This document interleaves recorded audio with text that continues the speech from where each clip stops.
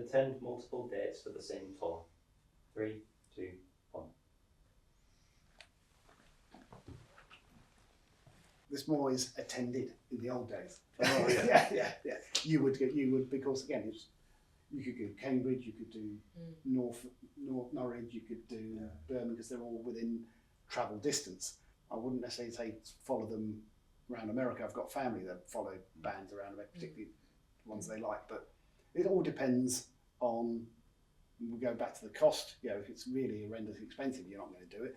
But in the old days, you did, because you'd actually be a bit like this guy Travis, our mate. So you just follow your mates around. Because again, when they were smaller, building up, they built up this following, and so you'd go around with them, because it was just driving around the country. But as you go wider and bigger, then it's going to get expensive. For me, I would attend the same concert multiple times, because with this new trend of like surprise songs, surprise traditions at concerts, every night is unique, and I would want to be able to experience like as many versions of that night as I could. Oh, right. I see your point. I think, like you say, a lot of the time the concert is the same, even on the same tour. I was originally on the sort of disagree, because I can't personally justify the expenses involved with that. Like I said, for the Imagine Dragons, if I went on another night, I'd have to leave the country. And for some people, I would do that. But if I'm already seeing them in England, then it's just the personal justification for everything involved with that, which says disagree. Well, I said that's why I'm here. Is I've done it, but now I also don't have the time to do it. Yeah, that's why I'm like that as well. I've floating in between. So my best worst went to see I Maiden on 6 consecutive nights in 1980. Weird, I don't know when it was. 2 nights in Glasgow, 2 nights in Edinburgh, 2 nights in Newcastle, which was just epic. I was knackered by the end of it. But it got a bit samey. I don't have the memory. I've got the memory of some of it, but I couldn't tell you whether it was the Glasgow Apollo or the Edinburgh Playhouse. It's all merged into one. But there's a new phenomenon as well. One of the bands that I follow quite closely is a band called Marillion. They don't really tour in the sense of they release sort of 20 dates around the UK, but they do weekends where they play 3 nights in the same place. Each night's a different set, and it's a chance. We were talking about the community before. It's a chance for the community to get together for a weekend, and the UK ones tend to be in Leicester on the late May bank holiday weekend. And it's great because you can walk around Leicester and you see folk with t-shirts on.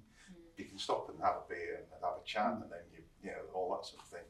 And the band they walk around town, so you can get things sort of signed and out. So that's not quite the same. It's seeing the band on consecutive nights, but it's a different set, which is really, really nice. I think one of the other things, particularly with the really, really popular ones, is that if somebody's going on like half of the tour, like they can afford to be there for nights after nights after night, and then other people who couldn't go once, it's obviously that's just sort of the way it is. There's nothing you can do about it. Some people can afford to keep buying some tickets, some people just didn't make the cut the first time. I think it just is sort of. It is. That is what it is. I know that'll change, because there'll be moments in your life when you'll be able to afford to do that. And you will. And then you'll get a bit older, and then you'll think, why am I spending money doing this?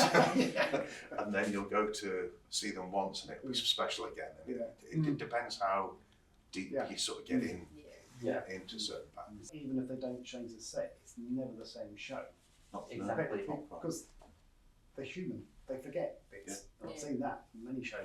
I forgot the words. I'm sure I knew the words, but I forgot the words. Anyway, I'll just have it and break off. The last one I went to, a guy in the audience had a sign that said like, "Can I play with you?" And so he got up on stage in the O2 in London and played the backing guitar for this this artist for a song that wasn't supposed to be on the set list. Jeez. So obviously for that guy, that was incredible. Yeah. That's never happening to him again. No. The skeptic in me wonders if it was staged, but I do think it was very. It I've seemed seen- very genuine. I've seen clips of Foo Fighters doing that with little kids. Yeah. That's really cute. Yeah. And I just that's Lennon another also does that element. at all her concerts, and they get a small girl with a cowboy hat out on the stage. Oh, do they? She does that in all her stuff.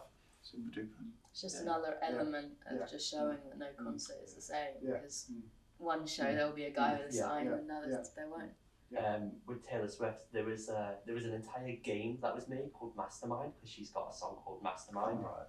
and people made an app called Swift Alert, and it would give you updates throughout the show of like the outfit she was wearing for what era she was in. Oh, Because the Eras tour was essentially a tour for every single album she's ever put out. Right. So she had a set for each album.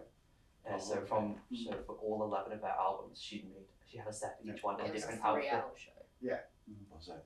It was a 3.5 hour long show. 3.5 hours. No intermission, and the transition between eras was like about 30 seconds, so she would have to do a costume change like that before she's back out on stage. Oh, okay. And it was quite an interactive show. Right.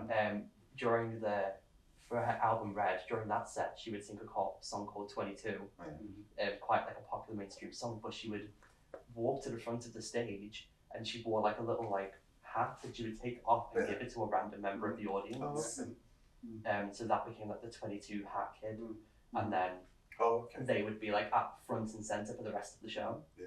They would be at the front of the stage. They'd bring some random person, maybe from the nosebleeds or Yeah. the back of the stage, and bring them to the front, like give them the hats, like let them give Taylor Swift a hug, and then she'd carry on with the show, and they would be able to stay at the front.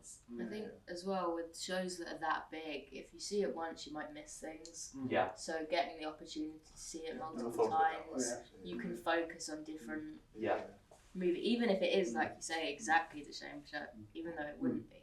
There's the opportunity to see her dancing or the background dancing or watch the crowd for a moment just to take it all in, and you don't miss things. This game Mastermind, it was like you guess the outfits she would wear for each era, and if you got like them all right or you got the highest score, you would win say like a vinyl, or you would win some merch and they would send it out to you. Her team didn't set that up. This was just a fan that made this up, and they would just whoever won the most points would send out the merch to the person who won. And it was a really cool idea, and it like really brought like the Swiftie community together.